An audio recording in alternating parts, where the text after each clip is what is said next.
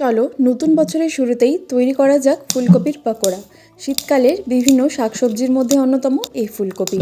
আর এই ফুলকপি দিয়ে আজকে তৈরি করে ফেলেছি ফুলকপির পকোড়া। একটা মাঝারি মাপের ফুলকপি নিয়েছি, সেটাকে ছোট ছোট করে কেটে নিয়ে এইভাবে করে ভেঙে নিচ্ছি। এরপর লবণ জলের মধ্যে ফুলকপিগুলোকে একটু ভাপিয়ে নিচ্ছি। ভাপানো হয়ে গেলে এবার এই ফুলকপিগুলোকে নামিয়ে নিচ্ছি।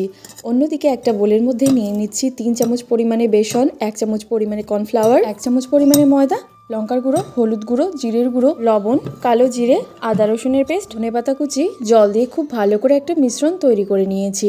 এরপর ভাপিয়ে রাখা ফুলকপিগুলোকে এর মধ্যে দিয়ে খুব ভালো করে মিশিয়ে নিয়েছি। 10 মিনিট রেস্টে রাখার পর এবার গরম তেলের মধ্যে এই ফুলকপিগুলোকে দিয়ে দিচ্ছি।